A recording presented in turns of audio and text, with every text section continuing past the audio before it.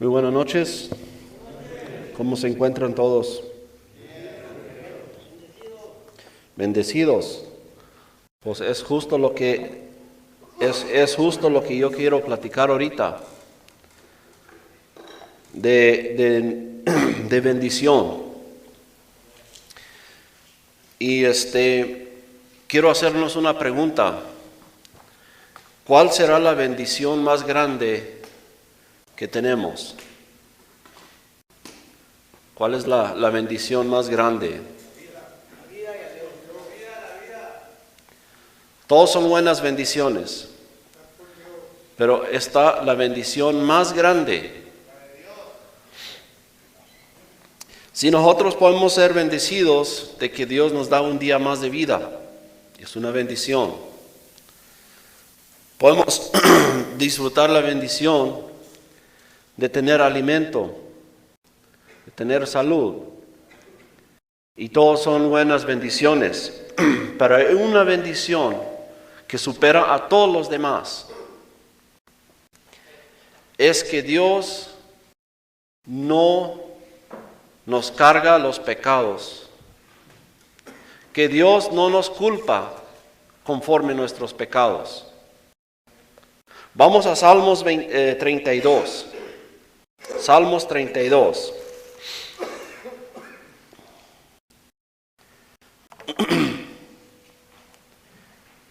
Lo mejor que nos puede suceder es esto.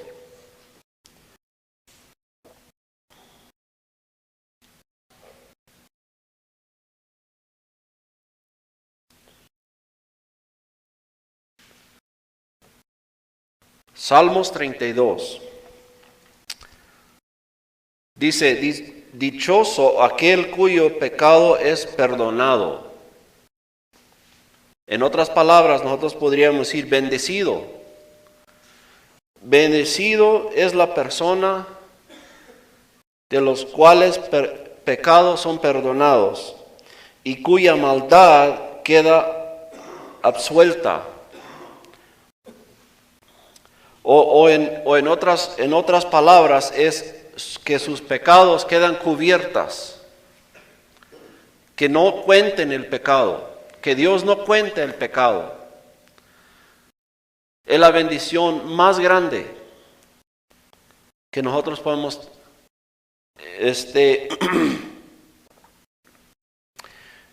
que podemos tener. Dice, bienaventurado el hombre a quien Jehová no culpa la iniquidad. Bendecido es el hombre. Dice, la Reina Valera contemporánea dice, dichoso aquel a quien el Señor no acusa de impiedad. Pero la pregunta es, Dios tenía toda la razón de culparnos. Todos somos culpables ante Él, todos. Y muchas veces no creemos que somos tan malos de lo que dice la Escritura. Y que Dios aún así no nos culpa tal y cual. Es la bendición más grande que nosotros podemos gozar.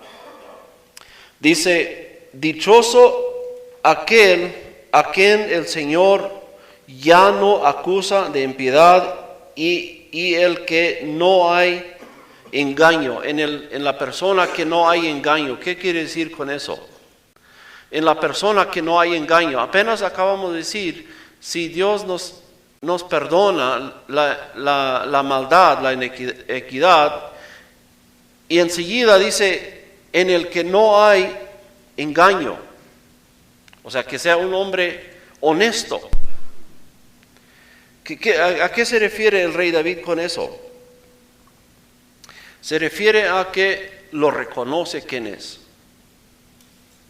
El rey David aquí honestamente está diciendo, yo soy pecador. Yo quise callarme, yo quise esconder mis pecados. Dice aquí en el versículo 3, dice, mientras callé, mis huesos envejecieron, pues todo el día me quejaba. Y hay otras traducciones que dice, mientras que yo quería esconder mi pecado, yo no hallaba para dónde irme. Dice aquí en el versículo 4, dice, de día y de noche me hiciste padecer.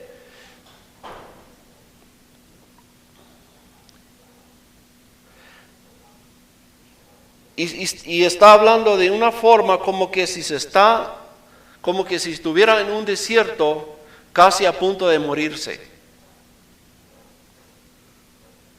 ¿Por qué? Porque la mano de Dios estaba sobre el rey, sobre David,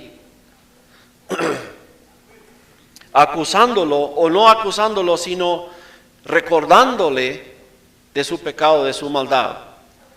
Y en el versículo 5, ahí vemos a qué se refiere en el versículo 2, cuando dice en la persona que es honesto. Y en el versículo 5 dice, te confesé mi pecado, no oculté mi maldad. Me dije, confesaré al Señor mi rebeldía. Y tú perdonaste la maldad de mi pecado. A eso se refiere de ser honesto. Reconocer, esto es mi estado, esto es mi situación. Y aún así, Dios no me ha condenado, no me ha dado el castigo que me merezco. Aún así.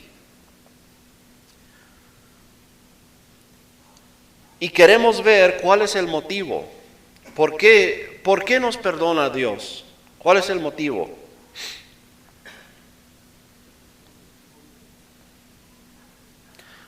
Desde antes de hacer de nuevo somos sus hijos.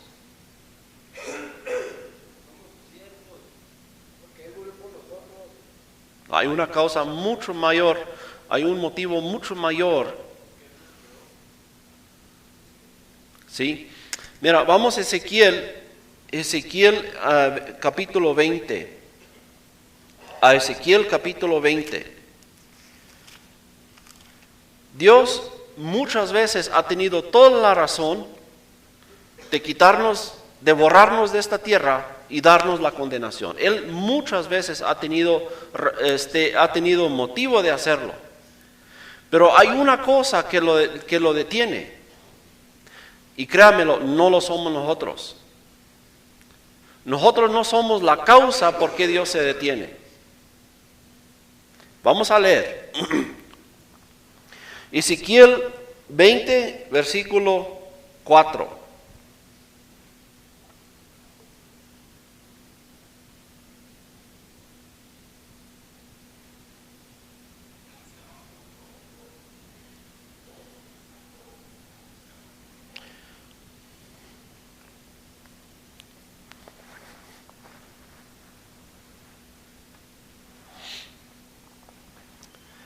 Aquí está la palabra de Dios hablando a Ezequiel mismo.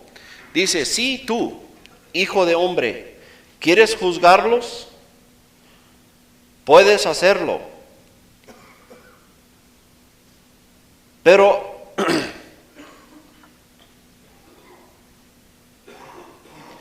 háblales de los actos repugnantes que sus padres cometieron.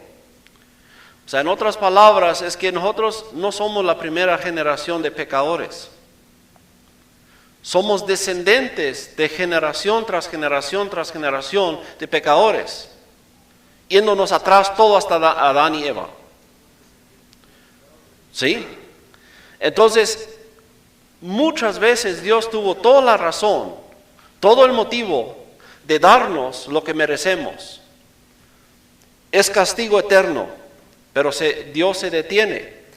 Y aquí en el versículo 5 dice, y diles de mi parte, aquí está hablando Dios, diles de mi parte, hubo un día en que yo, su Señor y Dios, escogí a Israel y levanté mi mano para hacerle un juramento a los descendientes de Jacob. Fue en Egipto donde levanté mi mano y me di a conocer a ellos. Bajo juramento les dije, yo soy el Señor su Dios. Ese día levanté mi mano y les juré que yo sacaría de Egipto, que yo les juré que los sacaría de Egipto y los llevaría a la tierra que les había provisto, a la tierra más hermosa de todas las tierras, tierra que fluye con leche y miel. Ese día les dije, cada uno de ustedes debe alejarse de sus hechos repugnantes y no contaminarse con los ídolos de Egipto. Yo soy el Señor su Dios. O sea, en ese momento cuando Dios le dio la promesa a Israel, primeramente a Abraham, y luego a Isaac, y luego a Jacob, y le dio la promesa, yo soy su Dios, ustedes no necesitan esos ídolos, no necesitan cosas hechas por el hombre, yo soy el Dios que creó el cielo y la tierra, yo les voy a llevar. Ustedes no necesitan perder tiempo con ningún ídolo inventado y hecho por el hombre. Aviéntalo, déjanlo, esos ídolos de Egipto, déjanlos, no se contaminen con ello. Pero ¿qué dice el versículo 8? Dice, pero ellos se rebelaron contra mí. Aquí está hablando Dios al pueblo de Israel. Ellos se rebelaron contra mí, contra Dios. La pregunta nos vamos a hacer, ¿alguna vez nos hemos rebelado contra Dios? Toda la vida. Toda la vida hemos sido rebeldes contra Dios, lo mismo que hizo el pueblo de Israel. Y no quisieron obedecerme. No se alejaron de sus hechos repugnantes, ni se apartaron de los ídolos de Egipto. Entonces les dije allí en Egipto, desahogaré mi enojo sobre ellos para calmarme. Allí mero en Egipto, dijo Dios, aquí les voy a acabar con ustedes. Porque son un pueblo rebelde y nunca quieren hacerme caso, ni quieren confiarme, no quieren nada conmigo. Pero luego dice, sin embargo. O sea, razón ya estaba para que Dios lo hiciera, para que Dios las borrara de la superficie de la tierra. Pero dice, sin embargo, actué en su favor y los saqué de Egipto para que ante los ojos de las naciones entre las que se encontraban y las cuales se conocían, mi nombre no quedara entredicho, o en otras palabras, era por el causa del nombre de Dios. Dios mismo era la razón por qué Dios perdonó. Entre los hombres ha habido suficientes razones de que Dios, ¿desde cuándo nos hubiera borrado de esa tierra?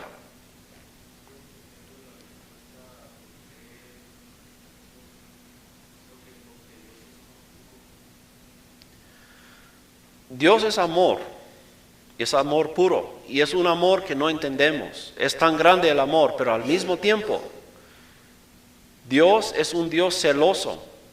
No un tipo de celo que nosotros conocemos. Es otra dimensión. Pero al mismo tiempo, la furia de Dios es terrible. ¿Sí? Entonces, la Biblia habla de las dos cosas. Dios es un Dios de amor. El solo hecho de que aquí estamos presentes, de que Dios no nos ha castigado todavía, significa que Dios es amor. No puede ser otra cosa. Pero a donde quiero llegar ahorita es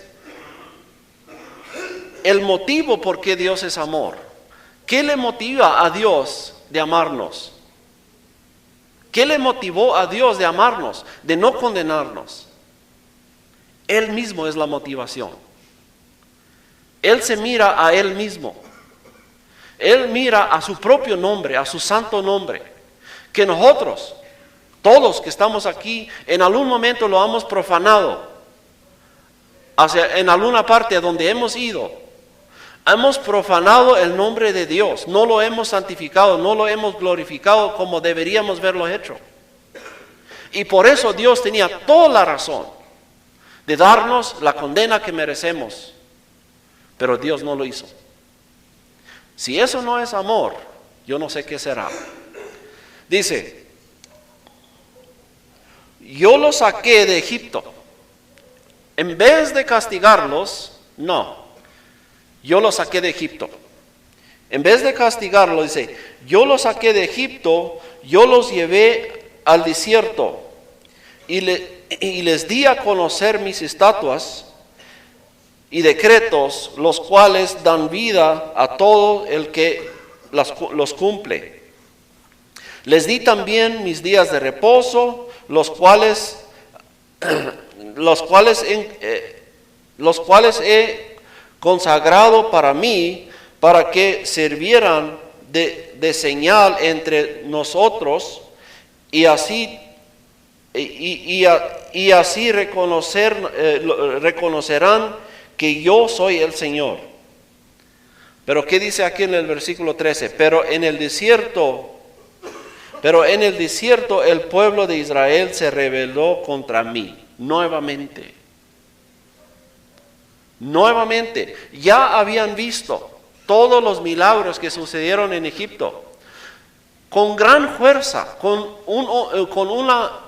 un brazo elevado, Dios liberó al pueblo de Israel de la esclavitud de Egipto. Con milagros que jamás el mundo había visto. Los sacó de Egipto. No porque el pueblo se lo mereció, es porque Dios así lo tenía prometido, porque Dios guarda su promesa, porque Dios es fiel. Eso fue el motivo. Aún así la sacó, cuando hubiera tenido todo el derecho de castigarlos ahí en Egipto y abandonarlos para siempre. Pero no lo hizo, los sacó de Egipto. Y luego dice, ahora sí, ya les tengo aquí en mi lugar. Les voy a dar estas instrucciones sobre cuáles se fijan ustedes y viven de acuerdo a ellas. Pero ¿qué dice el versículo 13? Pero en el desierto el pueblo de Israel se rebeló contra mí. O sea, nuevamente, acaban de ver todos los milagros, acaban de ver toda la grandeza que es Dios. Y volvieron a crear sus propios ídolos. Luego dice, no siguieron mis estatuas que dan vida a todo el que las cumple, sino que desecharon mis decretos y abiertamente profanaron mis días de reposo. Por eso allí, fíjese aquí, por eso allí en el desierto les dije que descargaría sobre ellos mi ira y los exterminaría. Dice, exterminaría, o sea, de cuenta, voy a acabar con ustedes. Allí mero en el desierto, dice. Porque no hicieron caso a Dios. Pero aquí en el versículo 14 dice nuevamente, pero actué así para mi nombre, pero actué así para que mi nombre no fuera profanado entre las naciones que presenciaron como los saqué de Egipto. En otras palabras, dice, no acabé con ustedes por causa de mi nombre, dice Dios. Porque acuérdense, cuando el pueblo de Israel había creado una bestia de oro y lo adoraron como que si eso era el Dios que los había sacado de Egipto. En ese momento Dios hubiera tenido todo el derecho de acabar con el pueblo. Dijo a Moisés, bájate del cerro, porque mi pueblo que he sacado de Egipto, desde ahorita ya están revelándose quiénes son. Hasta ahorita, en estos pocos días, ya han creado ídolos. Voy a acabar con ellos. Y luego interviene Moisés. Dice, Señor, luego ¿qué vas a hacer por tu santo nombre? Tú, el motivo por qué sacabas al pueblo de Israel de Egipto era por tu nombre. No era por causa de ellos, no era porque son buena gente. Es por causa de tu nombre, Dios. Y Dios bajó su enojo. ¿Qué tal si Moisés hubiera llegado? Oye, perdona a los pobrecitos, es que son humanos. Es que muchas veces nuestra tentación así es. Nos queremos presentar como víctimas de algo. Cuando no somos víctimas, somos rebeldes. Y el problema es que así nos presentamos ante Dios y actuamos como víctimas, cuando en realidad somos rebeldes, enemigos de Dios. Pero dice Moisés, Señor, por causa de tu nombre, para que tú te santifiques, perdónalos. Y Dios le hizo caso. Y fue la única razón por qué Dios le escuché a Moisés. Y yo no me atrevo de pedirle a Dios de otra forma. Yo no me atrevo de pedirle a Dios de ninguna otra forma. Porque cuando yo voy ante Dios, yo reconozco de que Él tiene todo el derecho de darme lo que merezco, ser condenado. Pero yo le pido a Dios, por tu gran nombre, por quién eres tú, perdóname. Yo en mí no encuentro ningún motivo por qué me debes de perdonar. Pero fíjate en tu sacrificio, en tu propio nombre, en tu propia grandeza. Hazlo por eso. ¿Y qué creen? Es justo lo que Dios siempre hace.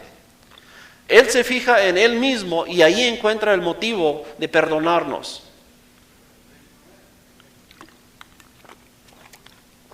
Y lo que yo quiero es que captemos esto.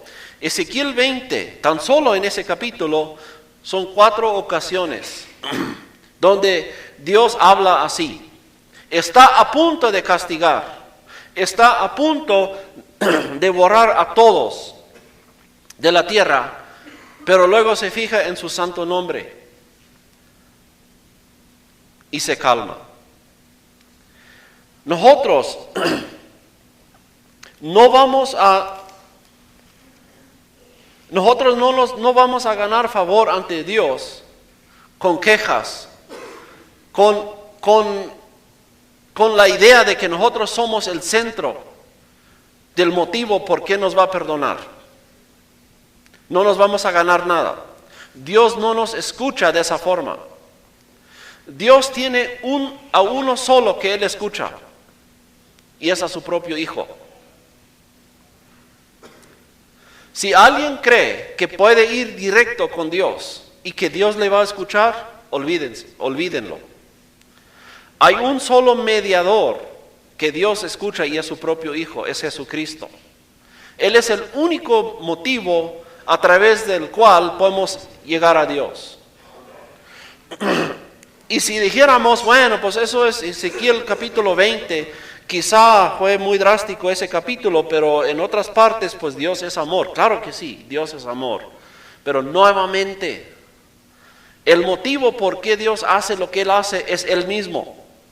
Aquí en Ezequiel 36 vuelve otra vez con esto, y hay muchos. La Biblia está lleno de cómo obra Dios y por qué obra. Ezequiel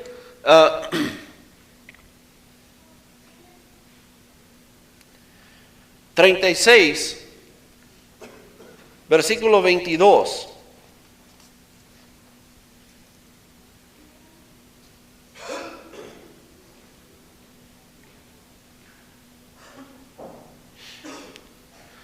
Dice así, por eso, dile al pueblo de Israel que yo, su Señor y Dios, he dicho, pueblo de Israel, no lo hago por ustedes, sino por causa de mi santo nombre, el cual ustedes profanaron entre las naciones a las que fueron llevadas. Dice Dios, yo les voy a salvar, pero no lo voy a hacer por causa de ustedes.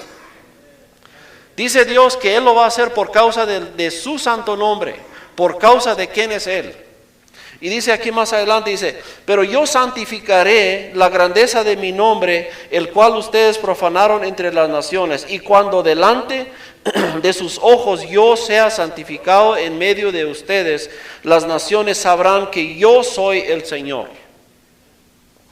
¿Y cómo se va a santificar Dios? ¿Cómo se va a glorificar? Va a ser lo siguiente: yo los recogeré de todas las naciones y países y los traeré de vuelta a sus tierras.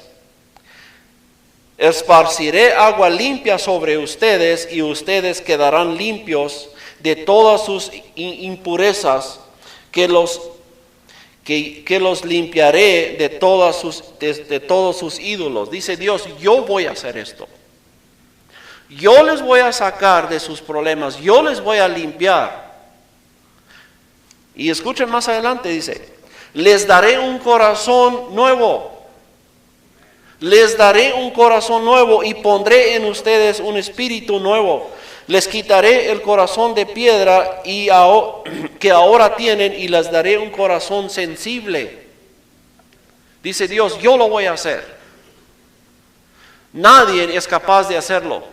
Nadie es capaz de comportarse lo suficiente bueno como para que Dios le tenga a favor. Nadie. Dios se mira a sí mismo, Él mira a su propio santo nombre y es la causa porque Él decidió de salvarnos, de darnos otro corazón, de darnos otro espíritu y de cambiar nuestra forma de pensar. Dice, pondré en ustedes mi espíritu y haré que cumplan mis estatutos y que obedezcan y pongan en práctica mis preceptos. En otras palabras, yo les voy a cambiar. Eso es lo que dice, eso es la palabra de Dios. Dios es el que cambia. Por eso nadie jamás ha podido salvarse con su propia fuerza. Nadie, ni siquiera llegan cerca, nadie. Por eso Jesús usa el ejemplo de que pase un camello por el ojo de una aguja. ¿Quién ha pensado qué tan imposible es eso? ¿Quién ha podido pensar de que un camello puede pasar por el ojo de una aguja? Jesús dice, es aún más fácil eso de que ustedes se salven, de que ustedes tengan que presentar alguna buena obra. Es más fácil que un camello pase por el ojo de una aguja, que para mí es imposible. Y Jesús dice, es aún más fácil. Porque nosotros, por naturaleza, ni tenemos el deseo de ser salvos. Por naturaleza, nuestra naturaleza ni piensa en ser salvo. Y si algo tan milagroso sucede en nosotros, de que de repente nos levantamos, de repente nos entra un susto, de repente nosotros nos estamos inquietos, nos duele el pecado, es porque Dios ha estado obrando allí. Es porque es la obra de Dios, porque dice aquí, en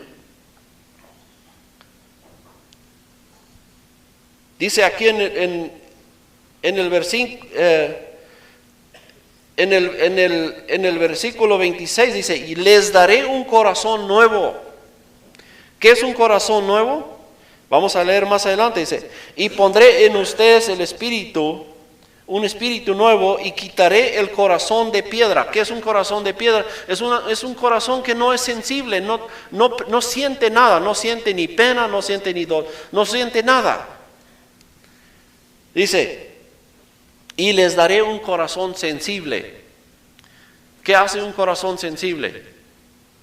Un corazón sensible es sensible al pecado. Empezamos a sentir el pecado, empezamos a sentir que no me gusta el pecado. Quiero ser liberado de ese pecado. Es el corazón sensible, pero nosotros no pusimos el corazón sensible ahí, lo hizo Dios. ¿Sí? Entonces no podemos confiarnos a nosotros mismos. La única confianza que tenemos es en la confianza que tenemos en Jesucristo, en Dios mismo obrando eso en nosotros. Luego, la Biblia no nos justifica en ninguna parte de que nosotros somos medio buenas personas y eso fue el motivo por qué Dios nos salvó. En ningún momento habla la Biblia bien de nosotros. ¿Se han dado cuenta? Hay gente que no les gusta leer la Biblia precisamente por eso. Porque el hombre ya no es el centro de lo bueno. Porque muchas veces nosotros, siendo pecadores de naturaleza, nos creemos ser buenas personas.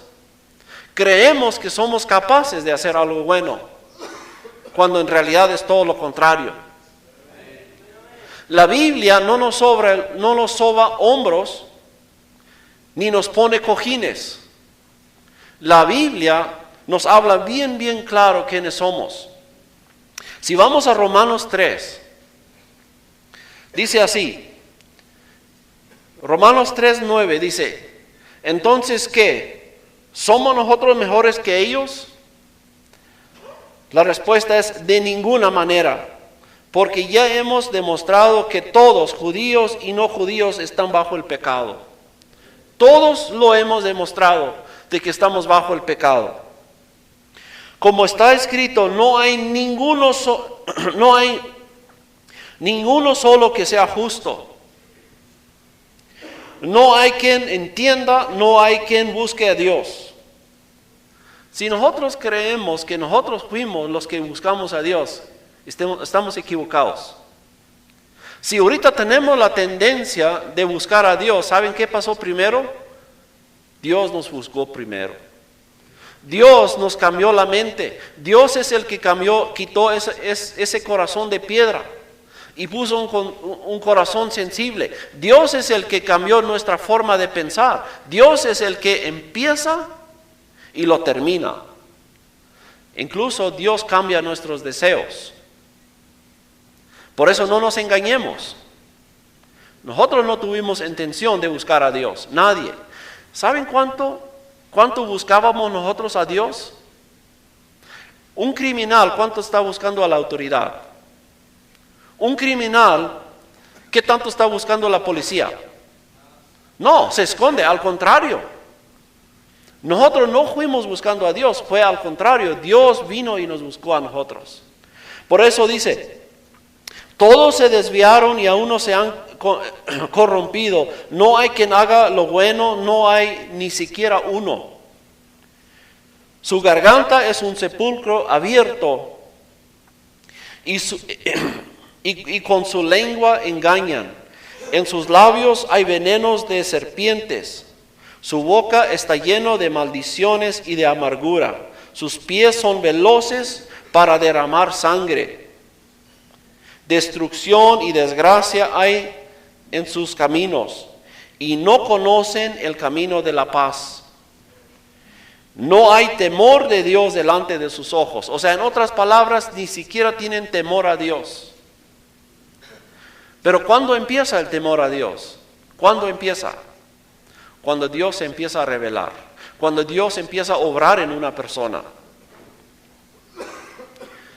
No nos engañemos. Nosotros no somos creyentes porque un día tomamos la decisión de ser creyentes. No somos creyentes porque un día acepté a Jesucristo.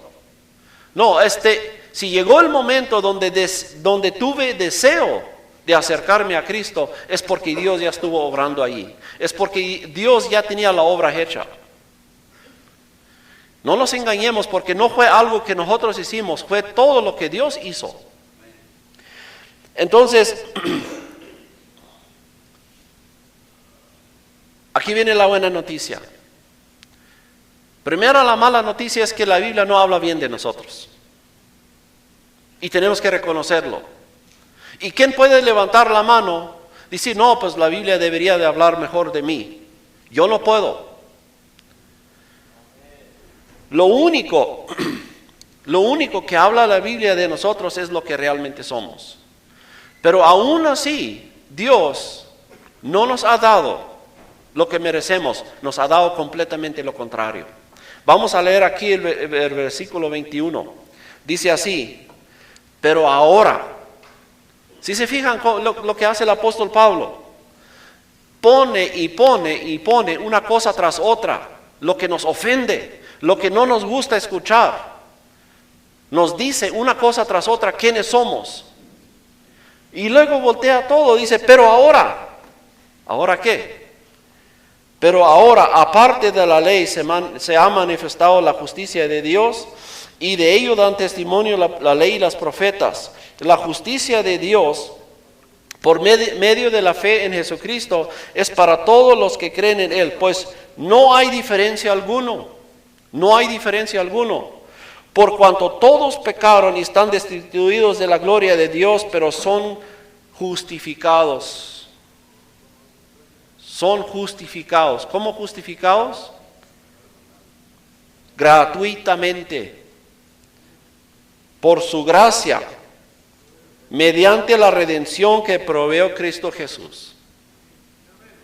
La Biblia no habla bien de nosotros. Y aún así nos da vida eterna. Si creemos. Fíjate, vamos a leer esto otra vez.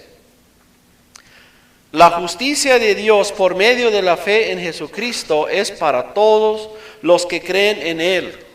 Para todos. No para casi todos ni para unos cuantos. No, dice para todos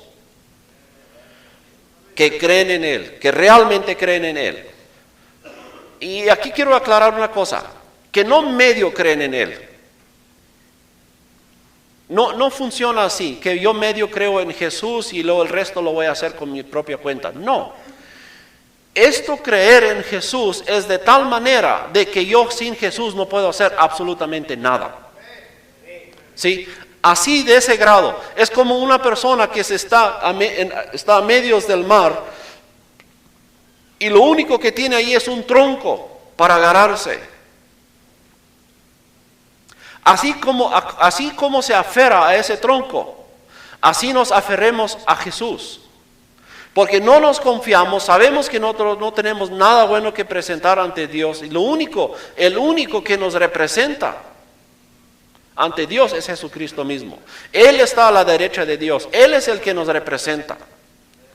Y dice, por medio de la fe en Jesucristo es para todos los que creen en Él. Pues no hay diferencia alguno, por cuanto todos pecaron y están destituidos de la gloria de Dios, pero son justificados gratuitamente. ¿Ustedes qué pueden hacer ahora? Solamente creer. Y ese creer, esa fe nos cambia. La fe de Jesucristo, Él es ya acabamos de leer, Ezequiel 36. Dios es el que viene y nos da otra forma de pensar, nos da lo que nosotros llamamos el razonamiento, o cómo vemos las cosas, o el corazón, dice, el corazón de piedra, el corazón que es duro, el corazón que no ama, que no es capaz de amar, dice, nos lo quita y nos da un corazón sensible. Dios es el que hace eso. Y ahora para concluir, ya que nos sucedió algo tan maravilloso, ya que nosotros vemos que somos tan culpables y Dios hubiera tenido todo el derecho desde la creación del mundo, desde el momento que rebelaron nuestros padres Adán y Eva, desde ese momento Dios tenía todo el derecho de deshacerse de la humanidad, pero no lo hizo. Ya vimos por qué. Por causa de su santo nombre, no lo hizo. Por causa de su santo nombre. Y aún así seguimos rebeldando contra Él. Y aún así nos siguió perdonando y perdonando y perdonando y perdonando. No nomás eso, mandó a su propio hijo. A su propio hijo. E imputó todos nuestros pecados sobre él. Nuestros pecados sobre él. Luego lo trató como que si él las hubiera hecho. Para que la cuenta pendiente puede quedar ahí saldado. Para que no quede nada. Para que no quede nada pendiente. Todos nuestros pecados están pagados. Todos nuestros pecados están pagados ahí.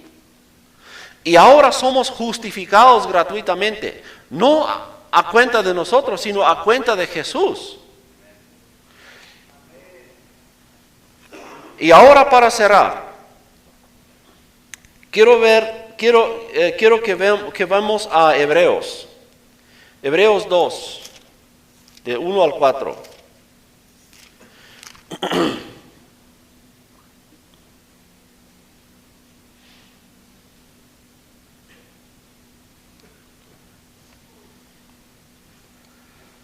Dice, por tanto, es necesario que prestemos más atención a lo que hemos oído.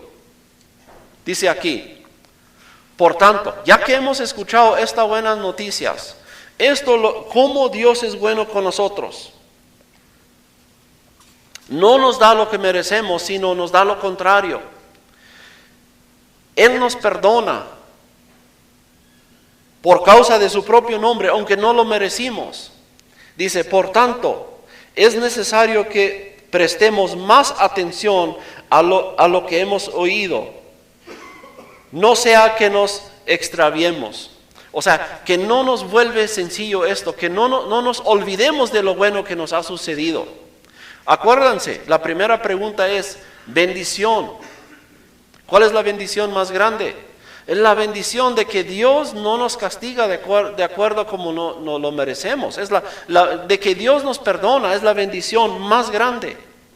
Y aquí el escritor a los hebreos dice que no nos olvidemos de eso. Que no malcuidamos eso. Porque dice aquí, esto es una advertencia para todos los que han escuchado. Dice, porque si el mensaje anunciado por medio de los ángeles fue firme, o sea, en otras palabras, si la ley de Moisés ya era muy serio, era firme, y toda transgresión y desobediencia recibía su justo castigo.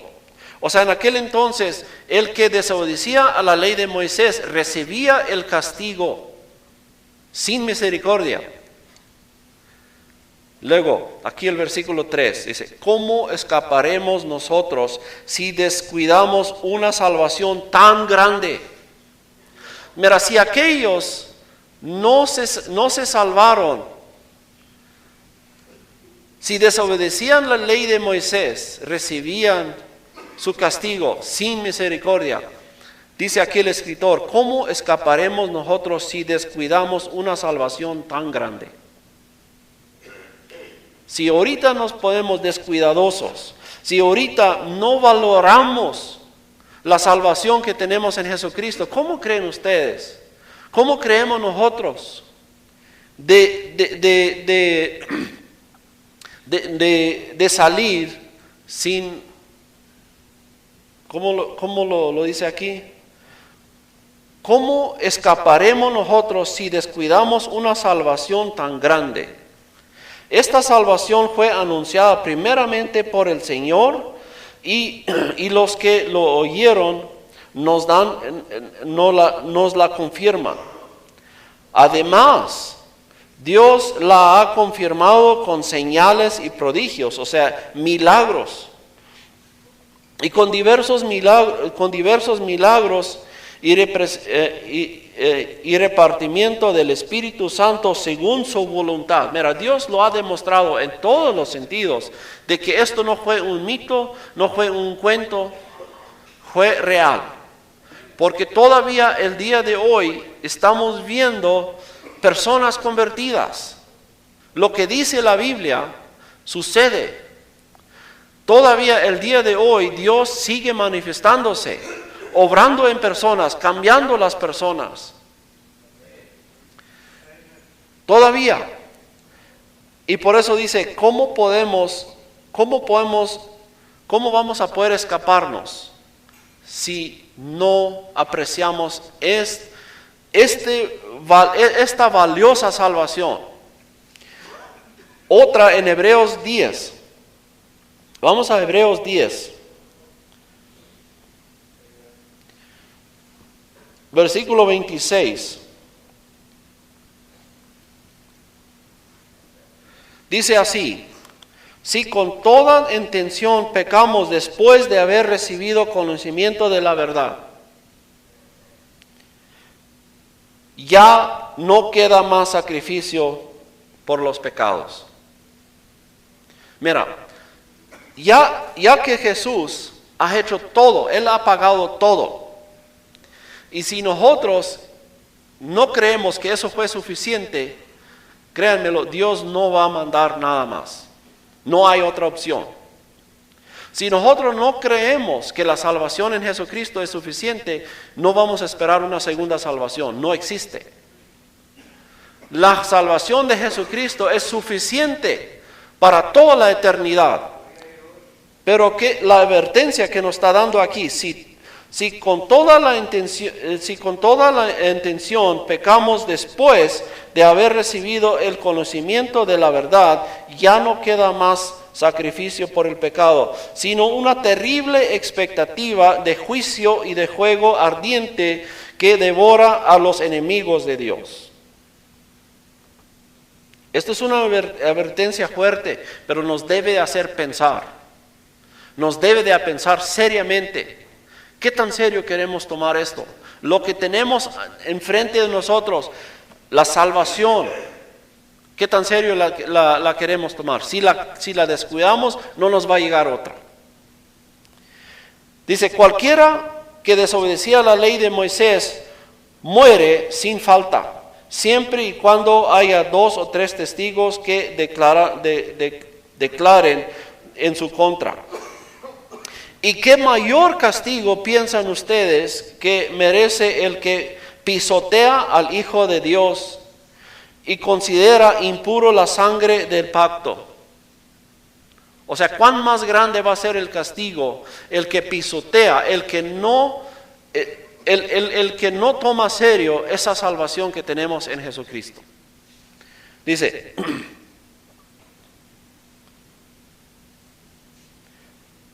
Dice, ¿y qué mayor castigo piensan ustedes que merece el que pisotea el Hijo de Dios y considera impuro la sangre del pacto, en la cual fue santificado,